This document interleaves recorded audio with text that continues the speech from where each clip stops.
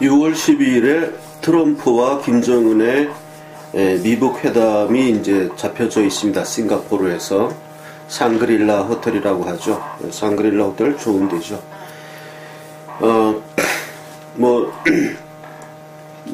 방송을 보시는 여러분들도 이미 다 여러 가지 뉴스를 통해서 그에 대한 정보를 다 알고 계실 것입니다.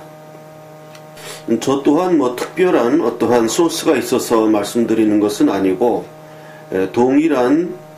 거의 동일한 뉴스를 보면서 생각되는 것들을 저도 이렇게 이야기할 수밖에 없고, 또 제가 생각하는 게 또 맞다 이렇게 얘기할 수도 없고, 그냥 한 사람의 그냥 대한민국 국민으로서 그냥 소박하게 보는 바를 말씀드리는 것입니다.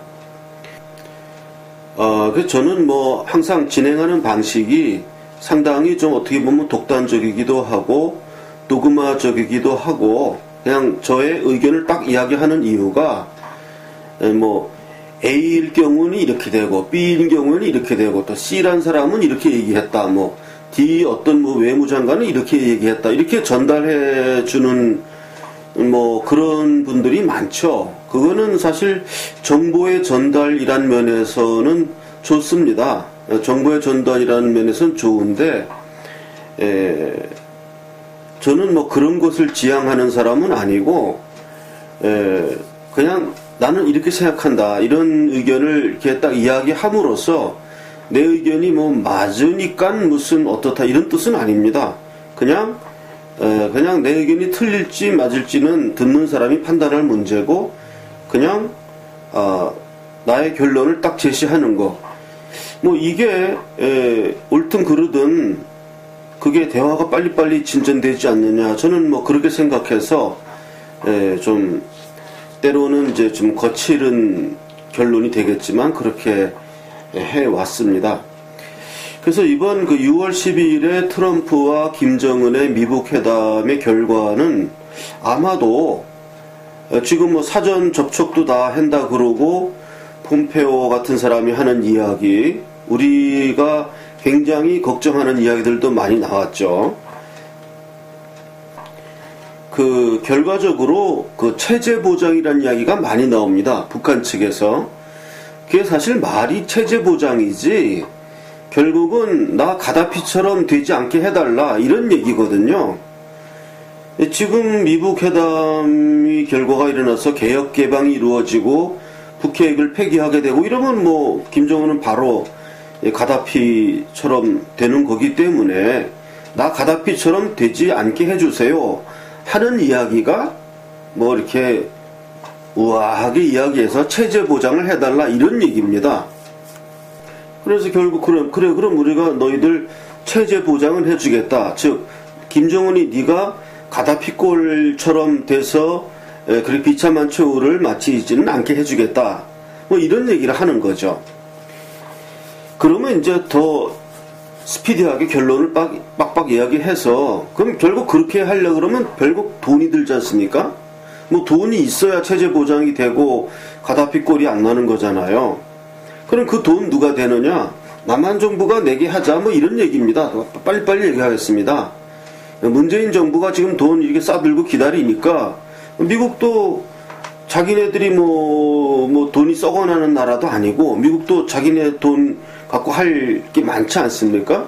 그러니까 우리는 돈 한 푼 안 내겠다. 우리는 그러니까 문재인 정부가 너희들하고 한통속이니까 문재인 정부가 돈 다 자본 조달을 해가지고 그 돈 가지고 체제 보장해라. 아마 요렇게 협상이 될 겁니다. 미북 협상이란 게 결국 그것은 문재인 씨가 처음부터 기획했던 내용이었고, 그렇게 해서 모아지는 자본, 그러니까 남한 국민이 정부에다가 내는 그 세금, 완전한 그냥 캐시죠, 캐시, 현금. 아무도 거기에 대해서 뭐라고 할 수 없는 그런 아주 생돈, 현찰, 이거를 김정은이한테 딱 갖다 바치면 김정은이가 그걸 가지고 체제 보장하는 데 쓰겠다. 이게 아마도 미북 협상의 골자가 될 것이다. 저는 뭐 많은 저도 유튜브 보고 이러면서 생각하고 한 결론이 저도 그렇게 생각합니다. 저는 이제 항상 이렇게 쉽게 이야기를 하려고 하는데요. 뭐 학문적인 용어를 쓰고 뭐 A는 B는 뭐 이렇게 해갖고 하면 길게 이야기했는데 결국 뭐 설명하지가 않거든요. 그러니까 선명하게 미북 협상은 결국은 체제 보장을 해주겠다. 체제 보장은 남한 돈으로 해라. 문재인 정부가 한다고 하지 않냐. 미국은 가만히 앉아서 손 하나 안 풀고 그냥 그 생색만 딱딱 내고 그렇게 하면서 협상을 쟁취하고. 그럼 결과적으로 어떻게 되느냐. 문재인 정부가 제공하는 그러한 돈, 남한 국민이 내는 거 아주 그 생돈이죠. 생돈. 세금 거둔 돈. 그건 완전히 캐시이기 때문에 거기는 아무런 아무런 그 옵션이 없어요. 예를 들어서 IMF에서 뭐 돈을 가져온다, 어디서 뭐 돈을 빌려온다 이러면 옵션이 많죠. 뭐 구조조정도 해야 되고 감사 받아야 되고 뭐 간섭 받아야 되고 이런데 문재인이 이렇게 이제 갖다 바치는 그 돈은 그냥 그걸 탁 받아가지고 인마에 포켓탁 할 수 있는 그런 현찰. 이거를 이제 김정은에게 갖다 바치겠다. 이제 이렇게 서로 이제 얘기가 된 겁니다. 그리고 그러한 돈은 미국도 안 내죠. 왜냐하면 미국 사람들도 만약에 체제 보장하는데 돈이 들어간다 그러면 결과적으로는 그 돈 갖고는 체제 보장이 안 돼요. 간섭이 심한 돈일 거니까.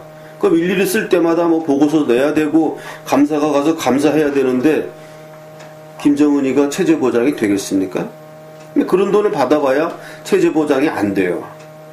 근데 이제 문재인 정부가 갖다 바치는 요 돈은 그거는 간섭도 없고 아무것도 없고 그냥 그 돈 딱 넣어가지고 자기가 체제 보장하는데 부하들 벤츠 하나씩 다 사주고 얼마든지 쓸 수 있는 그런 돈이죠. 그렇게 하자고 4.27 선언에서 남북 간에 균형 있는 경제 발전 이런 아주 매국적인 이야기를 다 한 겁니다. 그리고 이제 트럼프와 김정은 사이에 어떤 협상이 이제 성공한다고 보는 거거든요. 어떤 형태로든 CVID를 하겠다 이런 내용을 발표할 겁니다. 예.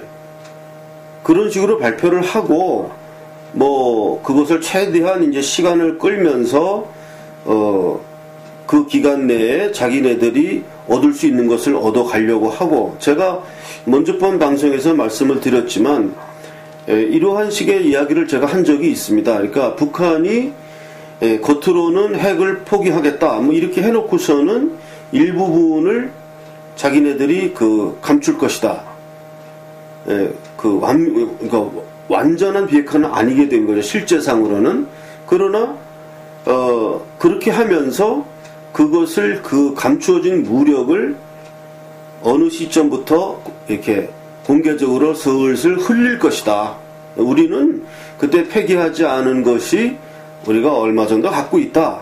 우리는 언제든지 수틀리면은 남한을 완전히 핵폭탄으로 불바다 만들어 버릴 수 있다 하는 이런 루머를 이렇게 흘림으로써 지금처럼 핵으로 완전히 박살내겠다 하는 그 내용 못지않게 힘을 가지는 그러한 형태로, 그러니까 아주 더티한 거죠. 아주 더티한 것이고, 원래 공산 집단은 그렇게 더티한 정법을 많이 썼기 때문에 이번에도 그렇게 할 것이고, 그러나 이제 미국 트럼프 입장에서는 그것도 괜찮은 겁니다. 자기네들 입장에서 어쨌든 명시적인 미북 협상이 성공하는 것이기 때문에 그렇게 북한이 더티한 작전을 쓰든 말든 미국은 관계없는 거예요. 나중에 또 지금 당장 ICBM은 확실히 명시적으로 다 이제 정리를 할 것 같으니까 최소한 미국은 그런 안전을 얻을 수 있는 거겠죠. 그러니까 요체는 북한이 지금 CVID라고 하는데 김정은이가 완전한 핵폐기를 하든 불완전한 핵폐기를 하든 결국은 말로는 완전한 핵폐기를 한다 이렇게 될 겁니다. 그리고 그러한 내용의 미북 어떤 협상이 이루어질 것입니다. 그렇게 하면서 거기에 수반되는 돈, 필요한 자본은 남한 정부가 이렇게 싹 쟁반에 갖다 바치는 이런 식으로. 그러면 이 협상이 뭐 안 될 게 없지 않습니까? 돈도 해결돼.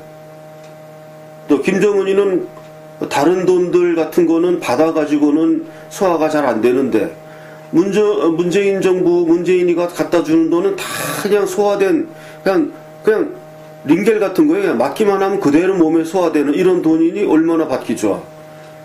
지금 해결 안 될 게 없어요. 지금 이런 식으로. 그럼 결과적으로 이제 우린 대한민국만 이제 온팡 피박을 쓰는 거죠. 온팡. 예. 고스톱으로 얘기하면 완전히 피박 써가지고. 그리고 이제 마지막으로 남은 문제가 주한미군의 주둔의 문제가 남는 거죠. 그 카드를 트럼프가 과연 어떻게 던질 것이냐. 그리고 주한미군의 그 성격을 어떤 식으로 바꿔갈 것이냐. 그게 이제 문제가 이제 아주 키로 남아있는 것입니다.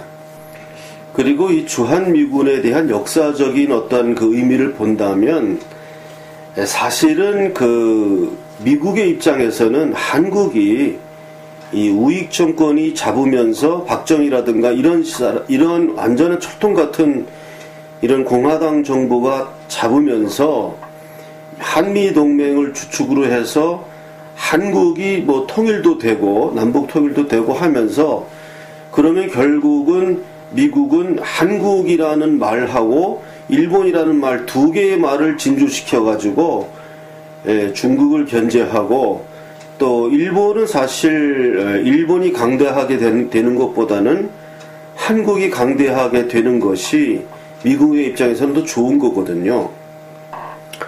그렇기 때문에 사실 이번에 이러한 국제적인 동북아에서의 국제적인 정세는 우리나라로서는 정말 절호의 기회인데 그 절호의 기회에다가 코를 빠뜨리는 사람이 지금 문재인 씨입니다. 이 문재인 씨와 이런 친북 이런 좌파 노선 때문에 지금 미국은 그 무게중심을 주1 미군 쪽으로 지금 옮길 수밖에 없는 것입니다. 예. 그래서 그쪽에다가 무게중심을 둘 수밖에 없는 이런 상황이 일어났고 결국은 현재 미국의 입장에서는 뭐 현실을 무시할 수 없으니까요.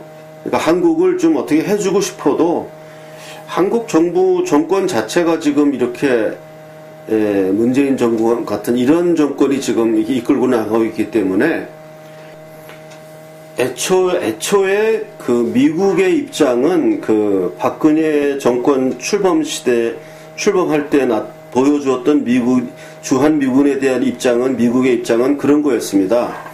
단순한 북한을 견제하기 위해서 주한미군이 남한에 와 있는 것이 아니라 주한미군은 동북아에서의 한미동맹을 수행하는 그런 군대다라는 것이 미국의 입장이었습니다. 그러던 것이 지금 박근혜 정부가 지금 타도되고 문재인 정부가 들어섰기 때문에 지금 애초에 갖고 있었던 미국의 입장이 지금 그런 얘기는 지금 쑥 들어가 버렸잖아요.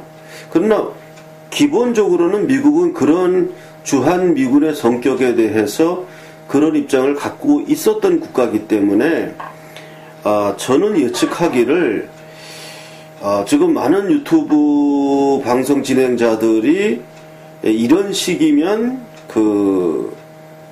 남한 내의 문재인 정권이 끌고 가는 문파들의 그런 압도적인 얘기들도 있고 해서 결국은 주한미군 철수 내지는 주1 미군에다가 더 중점을 두고 한국에서는 한 발을 빼게 되는 그런 식으로 진행될 것이다 라고 예측하시는 분들이 많습니다. 저는 거기에 동의하지 않고요. 지금 물론 저는 예측하기를 이번 트럼프와 김정은의 회담은 전번부에 얘기했던 협상의 성공은 무조건 되게 돼 있고, 다만 주한미군의 문제에 있어서만은 트럼프가 주한미군을 양보하지는 않을 것이다. 저는 그렇게 좀 내다봅니다. 예, 뭐 어떠한 근거에서 그렇게 이야기를 하냐 그러면 저도 근거를 내세우기가 좀 박약합니다만은, 제가 근거로 내세운 것은 박근혜 정권 출범 당시에 그때만 해도 한반도 남한의 분위기가 이렇지 않았고 그런 면도 있었기 때문에, 또 미국이 그 주한미군을 이 동북아 경영하는데 쓰는 그런 특수부대식으로 하겠다, 이런 것에 대해 가지고 좌파 쪽에서 반론이 많았죠. 그러니까 미국은 그런 근본적인 생각을 갖고 있다, 저는 그렇게 보고, 그 전략이 그렇게 쉽게 바뀔 수 없고, 두 번째는 뭐냐 하면 미국은 일본을 완전히 믿는 것보다는 한국과 일본을 대등하게 만들어서 양쪽이 견제하게 되는 것이, 왜냐하면